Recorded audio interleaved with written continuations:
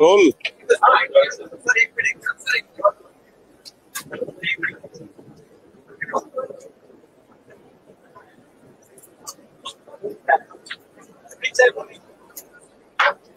बीड मध्ये खाजगी शिकवणी घेणाऱ्या एका मोठ्या संस्थेमध्ये जवळपास 5,000 मुलं आणि मुली नीटच्या परीक्षाचे क्लासेस घेत होते। त्या खाजगी शिकवणीमध्ये अनेक मुलीवर लैंगिक अत्याचार झाले। त्याबाबतची एका मुलीने 4 दिवसापूर्वी पोलीस स्टेशनला येऊन बीडच्या फिर्याद दिली। खर तर ती फिर्याद द्यायला मुलगी सुद्धा 1 वर्षात अत्याचार सहन करून का आली, कशी आली?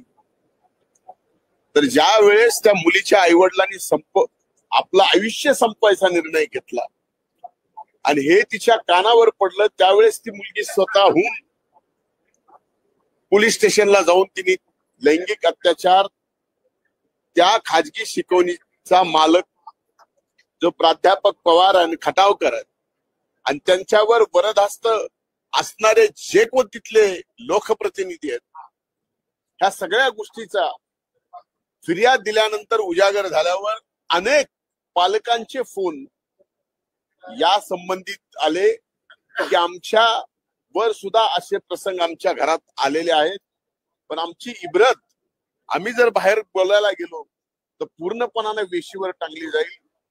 म्हणूनच काल मी स्वतः या घटनेच्या बाबतीत माननीय मुख्यमंत्री, माननीय उपमुख्यमंत्री या दोघांकडे ही घटना अतिशय गंभीर आहे, याची व्याप्ती फार मोठी आहे आणि स्थानिक पोलीस याबाबत एवढी गंभीर दिसत नाही। कारण एकीकडे साध्या गुन्ह्यात पीसी मागितली तर कोर्ट 14 दिवसाची पीसी देतं, पण या गुन्ह्यामध्ये पास्को असताना पोलिसांनी फक्त 3 दिवसाची पीसी मागितली आणि कोर्टाने 2 दिवसाची दिली। यातच सगळ्यात गोड बंगाल लक्षात आलं की कुठंतरी हे सगळं मॅनेज करायचं काम चालू आहे। म्हणून या गुन्ह्यामध्ये SIT वरिष्ठ पोलीस अधिकारी, IPS अधिकारी, त्याही महिला यांच्या अध्यक्षतेखाली ती स्थापित व्हावी आणि याच्यातला शेवटचा आरोपी जो कोण असेल त्याला शिक्षा व्हावी। आज मी माननीय मुख्यमंत्र्यांचे, उपमुख्यमंत्र्यांचे आणि सरकारचे आभार मानतो। त्यांनी तात्काळ 24 तासाच्या आत मागणी केल्यानंतर SIT नेमण्याच्या संदर्भात निर्णय घेतला। मी त्यांचे आभार मानतो आणि नक्कीच ज्या आमच्या भगिनीवर अशा प्रकारचे कोचिंग क्लासेस मध्ये अत्याचार झालेले आहेत आणि ज्यांनी केले त्यांचा शासन होईल याची आता खात्री आहे।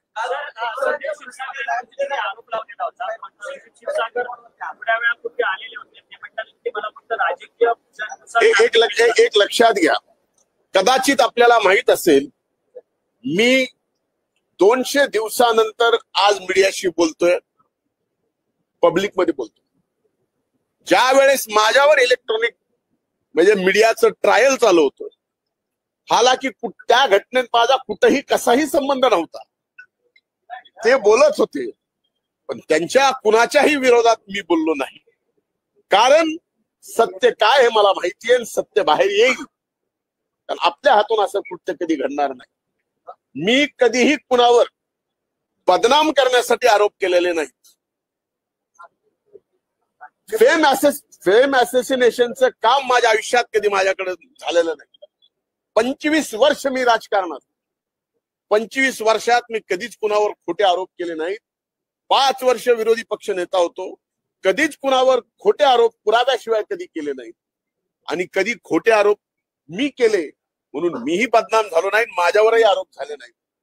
पण हेच ते जे इथे येऊन बोलले की माझ्यावर राजकीय आरोप करून हे येणाऱ्या काळात उघड पडणार आहे.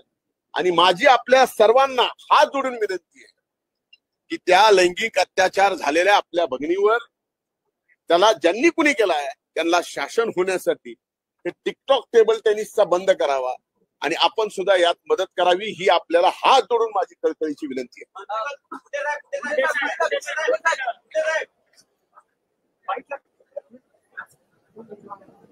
रोल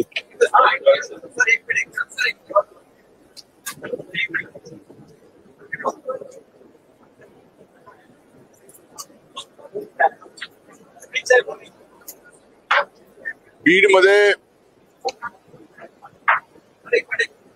खाजगी शिकवणी घेणाऱ्या एका मोठ्या संस्थेमध्ये जवळपास 5,000 मुलं आणि मुली नीटच्या परीक्षाचे क्लासेस घेत होते. त्या खाजगी शिकवणीमध्ये अनेक मुलीवर लैंगिक अत्याचार झाले. त्याबाबतची एका मुलीने 4 दिवसापूर्वी पोलीस स्टेशनला येऊन बीडच्या फिर्याद दिली. खर तर ती फिर्याद द्यायला मुलगी सुद्धा 1 वर्षात अत्याचार सहन करून का आली, कशी आली, तर ज्या वेळेस त्या मुलीच्या आईवडिलांनी आपलं आयुष्य संपवायचा निर्णय घेतला आणि हे तिच्या कानावर पडलं त्यावेळेस ती मुलगी स्वतःहून पोलीस स्टेशनला जाऊन तिने लैंगिक अत्याचार त्या खाजगी शिकवणीचा मालक जो प्राध्यापक पवार आणि खटावकर आणि त्यांच्यावर बरदास्त असणारे जे कोण तिथले लोकप्रतिनिधी आहेत ह्या सगळ्या गोष्टीचा फिर्याद दिल्यानंतर उजागर झाल्यावर अनेक पालकांचे फोन या संबंधित आले की आमच्या वर सुद्धा असे प्रसंग आमच्या घरात आलेले आहेत. पण आमची इब्रत आम्ही जर बाहेर बोलायला गेलो तर पूर्णपणाने वेशीवर टांगली जाईल. म्हणूनच काल मी स्वतः या घटनेच्या बाबतीत माननीय मुख्यमंत्री माननीय उपमुख्यमंत्री या दोघांकडेही ही घटना अतिशय गंभीर आहे, याची व्याप्ती फार मोठी आहे आणि स्थानिक पोलीस याबाबत एवढी गंभीर दिसत नाही. कारण एकीकडे साध्या गुन्ह्यात पीसी मागितली तर कोर्ट 14 दिवसाची पीसी देतं, पण या गुन्ह्यामध्ये पास्को असताना पोलिसांनी फक्त 3 दिवसाची पीसी मागितली आणि कोर्टाने 2 दिवसाची दिली. यातच सगळ्यात गोड बंगाल लक्षात आलं की कुठंतरी हे सगळं मॅनेज करायचं काम चालू आहे. म्हणून या गुन्ह्यामध्ये SIT वरिष्ठ पोलीस अधिकारी IPS अधिकारी त्याही महिला यांच्या अध्यक्षतेखाली ती स्थापित व्हावी आणि याच्यातला शेवटचा आरोपी जो कोण असेल त्याला शिक्षा व्हावी. आज मी माननीय मुख्यमंत्र्यांचे उपमुख्यमंत्र्यांचे आणि सरकारचे आभार मानतो. त्यांनी तात्काळ 24 तासाच्या आत मागणी केल्यानंतर SIT नेमण्याच्या संदर्भात निर्णय घेतला. मी त्यांचे आभार मानतो आणि नक्कीच ज्या ज्या आमच्या भगिनीवर अशा प्रकारचे कोचिंग क्लासेस मध्ये अत्याचार झालेले आहेत आणि ज्यांनी केले त्यांचा शासन होईल याची आता खात्री आहे.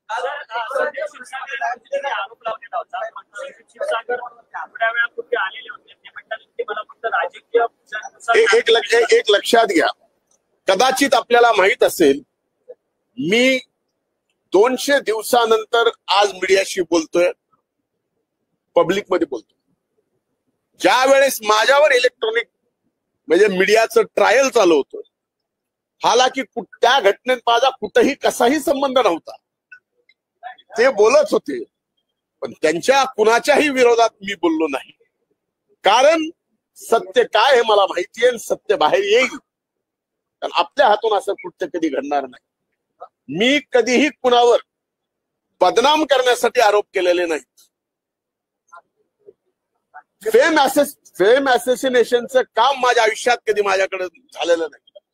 25 वर्ष मी राजकारणात, 25 वर्षात मी कधीच कुणावर खोटे आरोप केले नाहीत. 5 वर्ष विरोधी पक्ष नेता होतो, कधीच कुणावर खोटे आरोप पुराव्याशिवाय कधी केले नाहीत. आणि कधी खोटे आरोप मी केले म्हणून मीही बदनाम झालो नाही, माझ्यावरही आरोप झाले नाहीत. पण हेच ते आहेत जे इथं येऊन बोलले की माझ्यावर राजकीय आरोप करून हे येणाऱ्या काळात उघडं पडणार आहे. आणि माझी आपल्या सर्वांना हात जोडून विनंती आहे की त्या लैंगिक अत्याचार झालेल्या आपल्या भगिनीवर त्याला ज्यांनी कुणी केलाय त्यांना शासन होण्यासाठी हे टिकटॉक टेबल टेनिसचा बंद करावा आणि आपण सुद्धा यात मदत करावी, ही आपल्याला हात जोडून माझी कळकळीची विनंती आहे.